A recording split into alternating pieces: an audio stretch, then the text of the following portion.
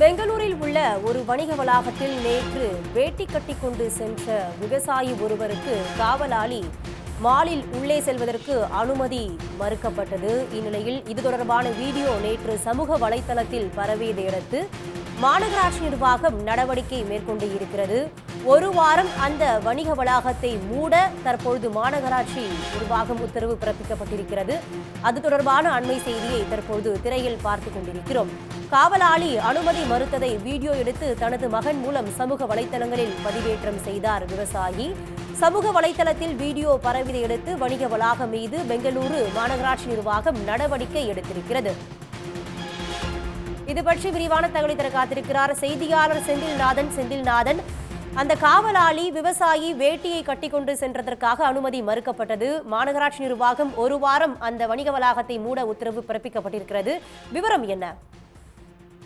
பெங்களூரு நகரில் பிரபலமான மால்களில் ஒன்றானது ஜிடி மால். இந்த மாலிற்கு நேற்று முன்தினம் மாலை விவசாயி ஒருவர் தனது மகனை அழைத்துக் கொண்டு அங்கு படம் பார்ப்பதற்காக சென்றிருக்கிறார். அப்பொழுது அவர் வேஷ்டி அணிந்தவாறு சென்ற காரணத்தினால் அவரை உள்ளே விட முடியாது என்று அங்கிருந்த காவலாளி அவரை தடுத்து நிறுத்தி இருக்கிறார். சுமார் 1 மணி நேரம் அவர் தான் படம் பார்க்க போக வேண்டும், தன்னிடம் டிக்கெட் உள்ளது என்று பலமுறை கோரிக்கை வைத்தும் அதை ஏற்காமல் அவர்களை வெளியே நிற்க வைத்து அவ்வாறே அனுப்பி வைத்து விட்டார்கள்.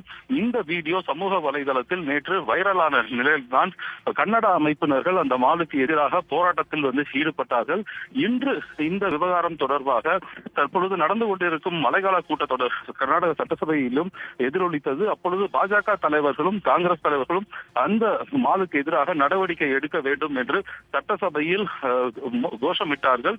அதற்கு அரசு தரப்பிலும் கண்டிப்பாக நடவடிக்கை எடுக்கப்பட்டுள்ளது என்று தெரிவிக்கப்பட்டது. இந்த நிலையில்தான் அந்த மால் ஓனருக்கு எதிராகவும் அந்த காவலாளிக்கு எதிராகவும் பெங்களூரு போலீசார் வழக்கு பதிவு செய்திருக்கிறார்கள். மறுபுறம் பெங்களூரு மாநகராட்சி சார்பில் அவர்களுக்கு நோட்டீஸ் வழங்கப்பட்டு 7 நாட்களுக்கு உடனடியாக மாலை மூட உத்தரவு பிறப்பிக்கப்பட்டிருக்கிறது. இந்த உத்தரவை அடுத்து உடனடியாக அந்த மால் இழுத்து மூடப்பட்டிருக்கிறது. அடுத்த 7 நாட்களுக்கு அந்த மால் திறப்பதற்கான அனுமதி கிடையாது என்று தெரிவிக்கப்பட்டிருக்கிறது.